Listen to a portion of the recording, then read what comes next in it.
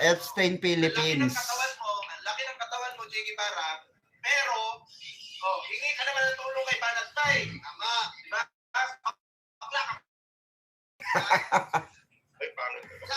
Baka bayot. Di ba sinabi sa argumento, wala na kayo. Puro lang kayong fake news. Wala na. Igil ako sa'yo. Mayabang yan si Jiggy Barra, no? Pero sa totoo lang. Kaya nga no? Sino yon? Wala, baka skandal ata ni Boss Take yun Sige. AI, please command Sara Duterte yung project sa Davao. AI, pagsiliga ka mo kayo. Wala naman ako. I know kasi project namin yan ng Mayor of Bonifacio. Sa kanyang pagsisita. Nako, shout out Alan. Wala naman ako. And shout out kayo kay Chris Ulo. Si Don Ulo. Yung mga tao na kung ano yung salamat po, Ma'am Nenita Umali sa pag-like. Yan po mga kabayan. Ito nga mga pare, yung tungkol kay Sara na inaangkin niya yung babae ni BBM sa Davao. Ito po, may mapakita kami, AI, pakita ang dokumento. AI, paksiliga ka mo. Yan po. Anong pangalan na AI natin? Paksiliga? Paksiliga. AI, paksiliga na. Kita nyo po mga... Alam mo si VP Sara Duterte kung kasama. Alam mo si VP Sara Duterte kung kasabayan ko lang yan. Niligawan ko na lang yan para matapos na. Niligaw. Mga ilang oras mo ba mapapasagot yan? Susutain ko na lang yan para magbago na utak niyan. Susutain na lang.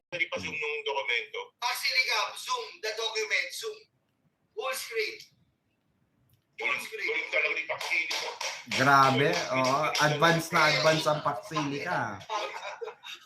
Advance ang paksilika ni Tolniolo. 2023, sinimulan. Shout out po 2023 po, sinimulan ang proyektong yan sa Davao. Anong sinasabi mo nung mayor ka? Yan, may resibo. May resibo po. Kita mo, sinungaling ka talaga sa akin. Yan si Sara Duterte, sinungaling. Grabe mag-angkin. Gusto niyo ang angkin. Di ba? Walang hiya ka talagang babae ka, di ba? Walang hiya kasi yan sa taong bayan. Yung ginagawa. Tama.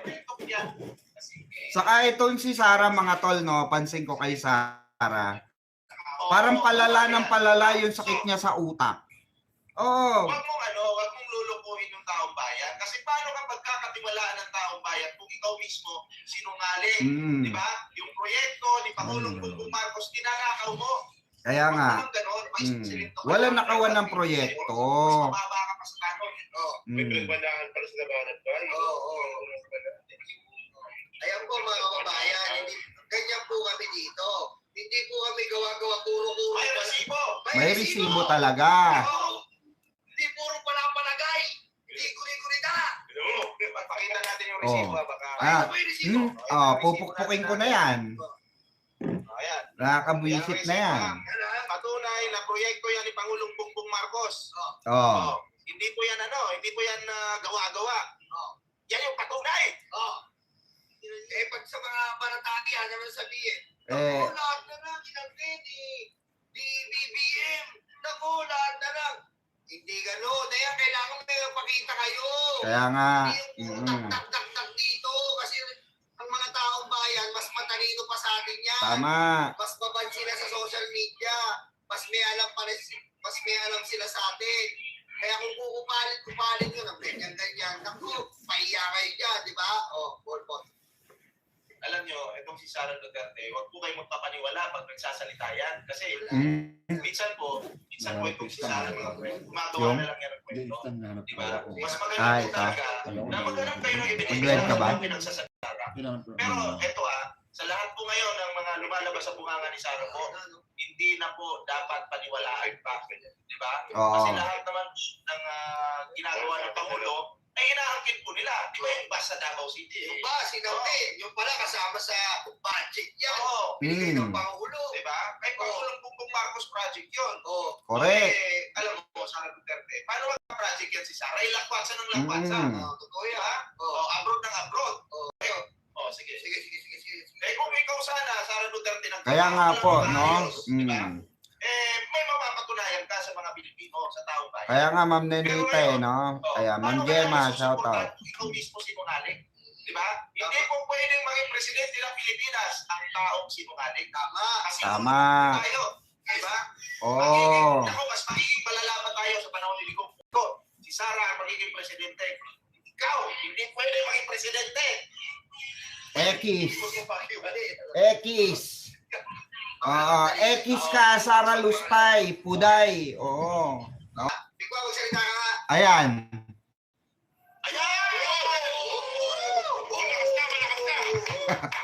Anak ng tokwa, kanina pa ako salita ng salita, oh. Hindi, kaya pala, hindi ako makasingit. Hindi nyo ako naririnig. Di ba naririnig yan? Bigwa, sa sobrang lakas mo, amoy ko na yung hininga mo dito. Oh, anong amoy? Amoy dinakdakan. Oh, amoy talong. Ah. Bigla, dapat namili naman ng picture ko maganda. Hindi mo naman picture dito. Bakit? Pogi ka naman, cute ka kaya dyan. Parang kinakampel mo pa si Banat Bay niyan eh. Pag ganyan eh. Cute ka kaya dyan. Pogi-pogi mo dyan eh. Yan pa yung kabataan mo, 1987 pa yan. Oo, panahon 18 ka pa dyan. Tapos sabi ni Sara daw, yung alam mo yung video niyang ini-interview siya ni Murat Bay na ang confidential funds, ginamit ko lahat talaga yan sa national security. Kaya nga eh, no? Kupal. Apaka-kupal mo, Sara Duterte. Ginamit ko lahat sa national security. Tapos ngayon yung mga DDS, ginamit naman pala sa mga medisina eh. Ginamit naman pala sa mga pambatay. Mali. Mali yung paggamit. Mali. Oo. Confidential funds na eh. Hindi naman pwede gamitin yan. Diba? Papalusot na lang. Palusot na naman. Kaya nga. Yung opinion ko. Diba? Feeling ko binulsa, tapos yun yung ginamit na palusot. Yes, Tama. Eh, saka kung kita, gagastos ka ng pera ng hindi sa'yo, wala kang official receipt. Oo. Kasi ganito kasi yan, mga tol. Yun sabi nga natin palagi. Pag may acknowledgement receipt, dapat naka-akibat doon yung official receipt. Buo kasi to si Sari. Ang paluin ng palakol sa mukha eh.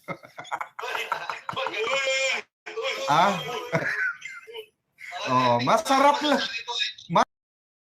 Oo. Pero kung hindi masarap, edi wag na. Jimboy ah. Oy, Bigwa, ano masasabi mo doon sa inaangkin niya yung babae sa Davao? Yun nga, kanina pa ako nagsasalita regarding ka, di nyo pala ako naririnig eh. Bias kayo. Wala, bias yung kanan ni Tol Nyolo, bias. Minumute ako. Hindi, oy. Hindi, eto nga, palibasa, tarantado nga minuto itong si Sara Duterte, sabi ni Robin Padilla, di ba? Etong si Sara kasi, medyo may kakulangan talaga sa pag-uutak to. Dahil wala nga siyang proyekto. Dun sa budget niya, wala siyang proyekto, kaya aangkinin na lang niya yung mga gustong alisin ni Pangulong Bongbong Marcos na mga squatter. na mga squatter sa Davao City. Di ba? Wala naman sila magawa eh. Ilan dekada na yung putres na mga na yan. Di ba? Mga squatter na yan sa Davao, hindi naalis ni Digong. Mas nauna pa niyang pininger yung katulong niya kaysa ayusin ng Davao. Tayo na talaga to si Digong. Umayos ka, Digong. No?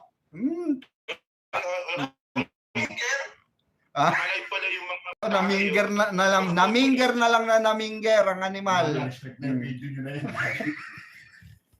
Dilaw na yan. Dilaw na daw. Dilaw na yan. Huwag mo na laliman, gagi. Huwag mo na laliman eh. Kasi kung ano-ano binabanggit mo eh. Para kasi Boss Mike eh.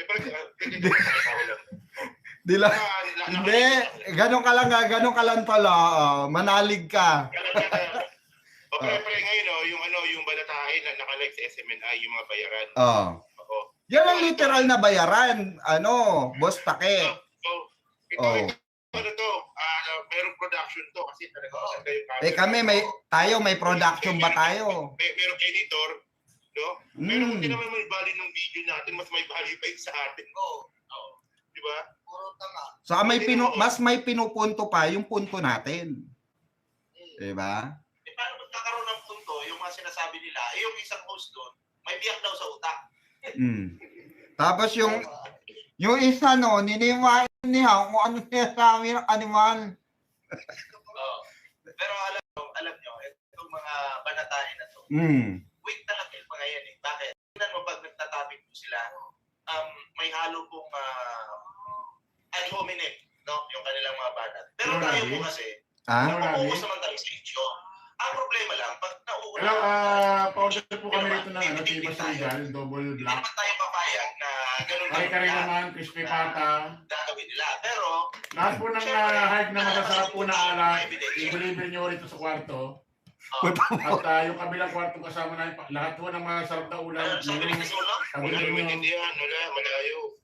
Umorder. Chivas Regal, lahat ng masarap na alak, ipadala nyo rin sa kwarto, ha? Oo. May, putang ina, may Pero hindi ako magbabayad ha, si Mike Cervera. Si Mike Cervera magbabayad. Ako lang ang order ha. I-deliver nyo lahat.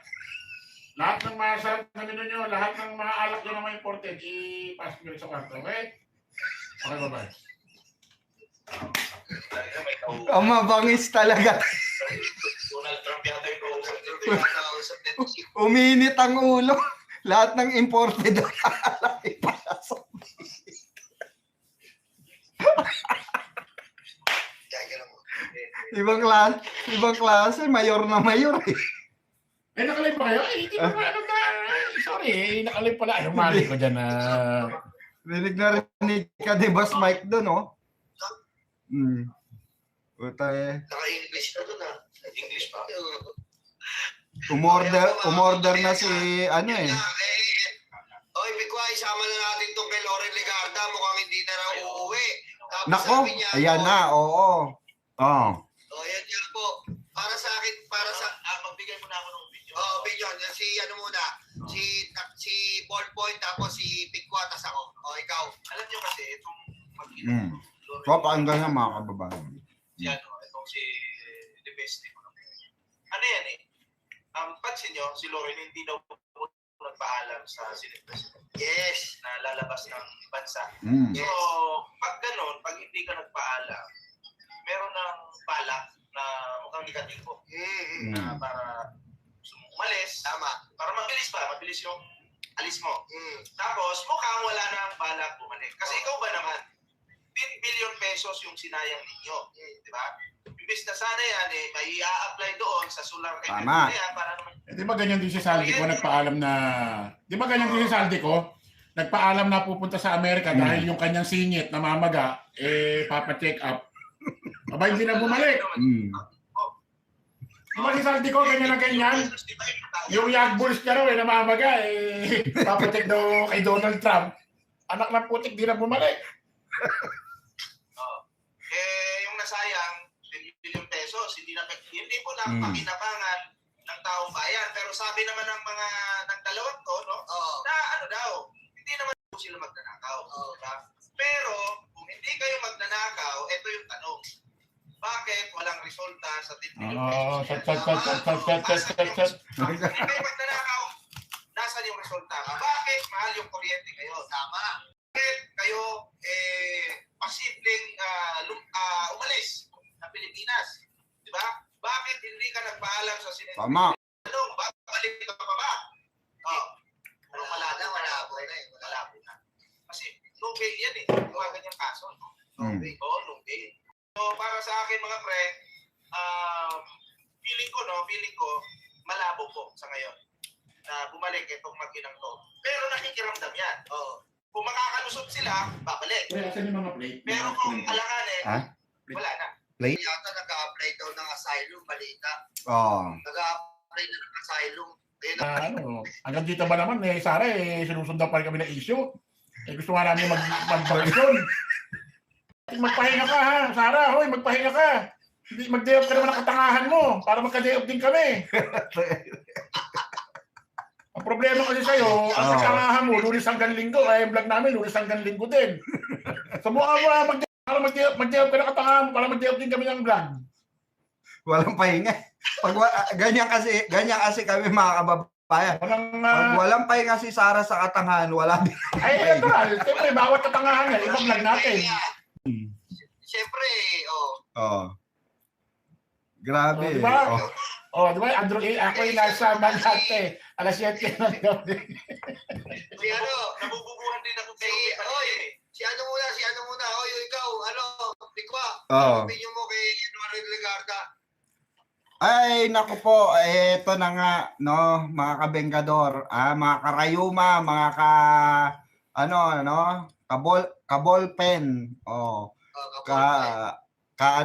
kissable lips ni Chris Ulo. Yun, no. Patay tayo. Pakita na kissable lips niya. So, masasabi ko dyan, obvious po mga kababayan na tumatakas, no, sa kanilang atraso sa sambayan ng Pilipino, sa pambobogus nila sa atin na di hamak na dapat. Loren Legarda, gusto mo di ka tirahin ng Pikwa? Kunin mo vlogger to, di ka titirahin.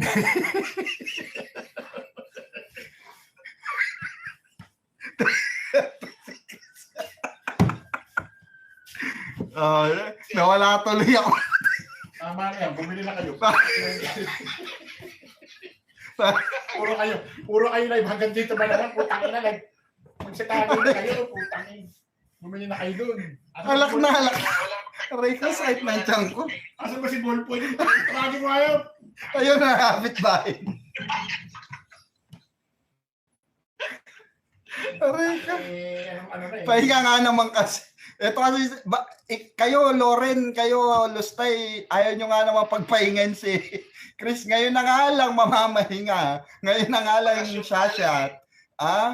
Dinadamay nyo pa sa katangahan nyo. Kasi dapat umuwi na kayo mag-ina. Harapin nyo yung mga katarantaduang pinagagawa nyo dito sa Pilipinas. Dapat hindi nyo takasan yung katarantaduan na ginawa ng anak mo. At ginawa mong makalusot yung katarantaduang kapestehan, kawalangyaan, kabalbalan ng anak mong mamas boy. Lagi na lang naandyan ka sa tabi niya. Pinapasuso mo pa ba yan? Grabe ka maka-spoiled. Kaya yan natatawag na may gatas pa sa labi. Tapos pag nag-shoot ng basketball, gano'n Oy, Pikwa, gagawin. May kendeng! Bakit? Oy, Pikwa, gagawin na kay Loren Legarda. Baka susunod na araw, pinagtatanggol mo na yan, Anak na po, hindi tayo kagaya nila. Sa susunod na araw, sabihin mo, alam mo si Loren Legarda, pang-presidente yan. Babaig ka, magaganda ang mga ginagawa niya. Patay tayo dito. Malabo yan, tol. Tayo may prinsipyo tao tayo. Hindi tayo kagaya nila ng kakambal mong si Jay Guevara. Yung best friend mo, BFF mo. Sabi nga ni Tol Nyolo, puta, sabay pa kayo matulog magkayakap pa kayo nung araw.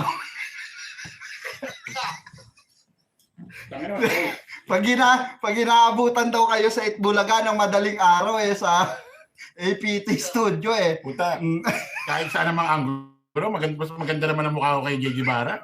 Putik, yung itsura ni Jay Guevara parang susumpuyat Tayo na meron ba?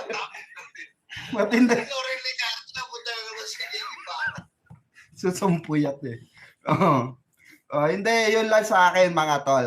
Yun lang sa akin mga kabenggador. Kaya mo na ako kay Jay Guevara. Ito totohanan pa Jay Guevara.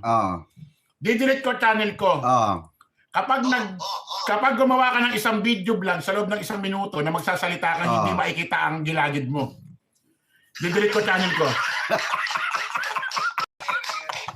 Matinding hamon yun matinding hamon yun. 1 minuto ka magsasalita na hindi makikita yung gilagid mo sa video, didelete ko na channel ko. Oh, matinding hamon yun. JG ba? Paano yun? Ewan ko, paano niya gagawin? Problema niya yan. Eh yun na nga, sabi mo nga mukhang susumpuyat eh. Eh usually susumpuyat talagang buyang-yang yun eh. 'Di ba? Oh. Oh, kaya nga 'di ba? Dapat nga no, mga kababayan, balikan natin tong issue na ito. Inahamon ko rin si Boss Dada. Inahamon ko rin si Boss Dada. Oh. Boss Dada, di ba nag-gym ka? Okay, siyempre nag-gym ka. Mag-jogging tayo na ang layo 5 kilometro, sabay tayong tatakbo, magja-jogging. Kung sino unang huminto, magdi-delete ng channel. Oh. Oh, yan matindi. Oh. So tayo na, may warm up na yan tol. Oh, may warm up.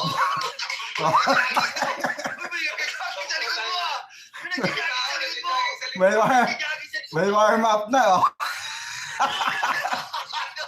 Panis. Oh, ano? Yari kayo dyan, ha? Boss Dada, 5 kilometro. Kung sino unang huminto, magdi-delete ng channel. Ayaw ko mag-jogging kayo. Patay tayo dyan. Mag-jogging kayo ng gabi kasi si Chris Ulo nakikita eh. Saan ka lang ako ano yung hamon niya, no? Di ba ka na-disgrasya to? Oo. Madilim eh. Baka hindi nakita. Lugi. Logi ka. Baka hindi mo makikita na natakbo madilim eh. Oh, lugi ka doon, Tol Chris. Hindi mo alam kung natigil na. Ito naman hamon ko kay Banat Bay. Gumawa ka Banat Bay ng video na kung saan naniniwala ang kaluluwa mo may-ari si Kibuloy, magdidelete na ako ng channel.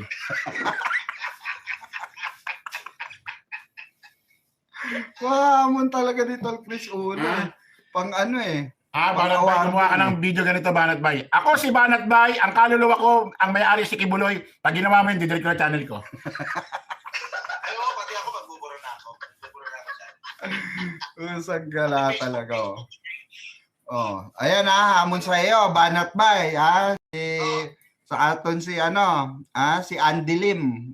Mayaman nyo si Tol Chris ulo, dilita ng Kaya tanong ko sa inyo, ito ba si Banat Bay? Pumapatol ba doon ba? Ano, Boss Dada? Ano na? Kasi ito, wait lang ha. Kasi kung si Banat Bay pumapatol ng babae, kung si Banat Bay pumapatol ng babae, Boss Dada. kinain din yung kay Takeo. Ibig sabihin, kinain ni... Mag-warm up lang ako ha. Warm up. Warm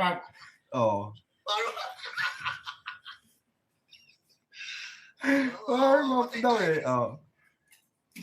Ayop na eh. JG para paputian niya akin ang kilikili ni Pikwa. Kung sino ang pinakamaitim, didelete ang channel. Talo na si dyan. Talo na si JG Barra dyan. Parang gusto mong pakitaan tayo ng ngayon. Pakita mo!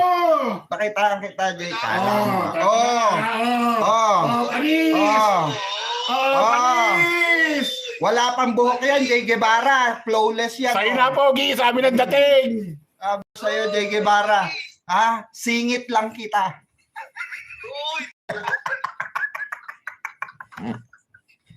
Kamukha ka lang ni Ulo pero singit lang kita. Ang ina mo, gago.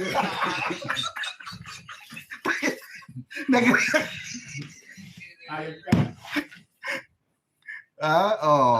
Sabi ko sa'yo, Jay Guevara, ipakita mo ngayon ng mo, kilikili mo. Ako, nagpakita na ako, Pakita mo sa'yo. Baka makainis pa yung kilikili ko sa mukha mo, sa nguso mo. May kilometer lang. Mainit talaga kay Dada to 5 kilometer. Kasi unang uminto, talo na. Mag-delete na ng channel. Ano, ha?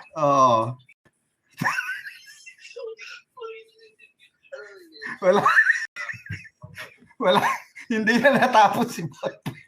Tuloy mo na, Lods. Hindi nga natin matapik-tapik, pinag-jogging sa likod May nagwa-warm up na nga. Aray ko, sakit ng tiyan ko.